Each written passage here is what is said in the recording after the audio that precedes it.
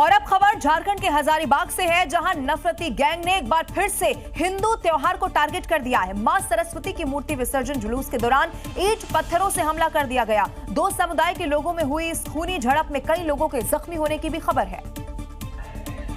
बवाल उस वक्त शुरू हुआ जब सरस्वती मूर्ति विसर्जन जुलूस निकाला जा रहा था। इस दौरान दो समुदाय के लोग आमने सामने आ गए। कहासुनी के बाद जुलूस पर पत्थर बरसाए जाने लगे, जिससे अफरा तफरी मच गई। जान बचाने के लिए श्रद्धालु इधर उधर भागने लगे। बताया जा रहा है कि निर्माणाधीन मकानों की छतों पर रखी ईंट भी लोगों पर फेंकी गई। इस हमले में कई लोग घायल हुए हैं।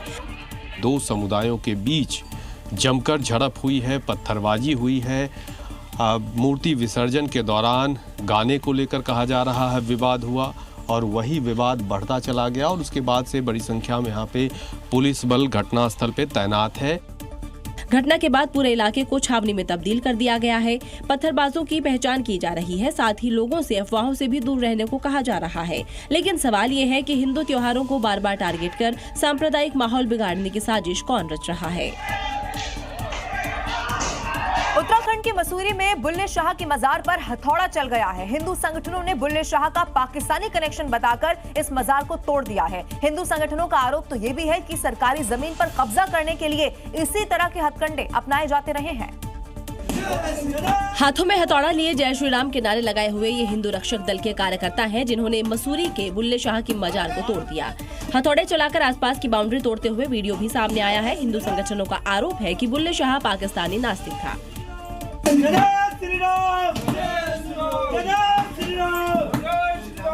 भूमि के सम्मान में हिंदू रक्षा दल मैदान में। 100 साल पुरानी मजार तोड़ने पर मुस्लिम संगठन ने विरोध जताते हुए कार्रवाई की मांग की है।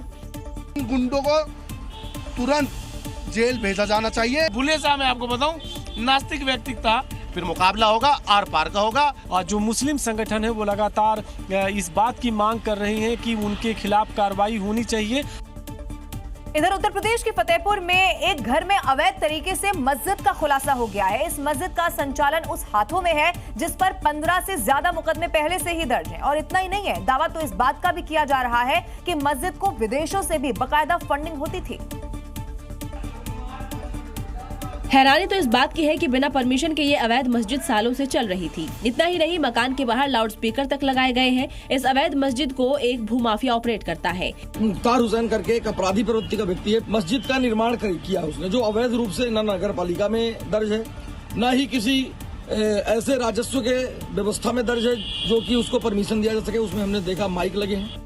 इस अवैध मस्जिद में बिजली कनेक्शन को लेकर भी सवाल उठ रहे हैं। इतना ही नहीं, दावा ये भी किया जा रहा है कि मुख्तार हुसैन को ऐसे गलत कामों के लिए फंडिंग भी होती है, जिसके दम पर वो इलाके के लोगों को धमकाता भी रहता है। जो मस्जिद दिखा रहे हैं उसमें हमारा नंबर दिया है, जो कि कब्जा करने की नियत से वो हमको इतराज हुआ तो उस पर हमको जान से मारने की धमकी दे रहे हैं। फतेहपुर के इस अवैध मस्जिद के खुलासे के बाद अब इस पर बुलडोजर कार्रवाई की मांग हो रही है। मध्य प्रदेश के सागर में भी हाउसिंग बोर्ड के मकान में अवैध मस्जिद का बहुत बड़ा खुलासा हो गया है। जब जांच पड़ताल हुई तो सामने आया कि घर खरीदकर वक्फ के नाम पर दान दिया गया और फिर उस पर मस्जिद का निर्माण कर दिया गया। मस्जिद निर्माण के लिए बाकायदा लैंड यूज चेंज की अनुमति यहां पर नहीं ली गई। ये दीनदयाल नगर में एक आवासीय मकान है, लेकिन इसके अंदर एक मस्जिद संचालित की जा रही थी। शिकायत मिलने पर मकरोनिया नगर पालिका की टीम ने मौके पर पहुंचकर जांच पड़ताल की, जिसमें कई नियमों के उल्लंघन का खुलासा हुआ।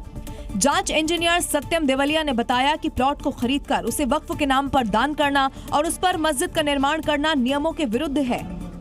किसी मकान में मस्जिद का निर्माण कर लिया गया है, चूंकि बाहर से देखने में वो एक साधारण मकान प्रतीत होता है। दूसरी तरफ इस खुलासे के बाद हिंदू संगठनों ने कड़ी आपत्ति दर्ज कराते हुए इसे एक बड़े षड्यंत्र का होना बताया। तो अब ये नया मॉड्यूल चालू किया गया है कि आवासीय क्षेत्र में ऐसी मस्जिदें बना दी जाएं, ताकि जब जो बाहरी लोगों की जो यहाँ आते हैं तो ये लोग जब यहाँ आए तो प्रशासन की नजर से बच के आए। अब देखना है कि नगर पालिका और जिला प्रशासन इस प्रकरण में आगे क्या कदम उठाती है।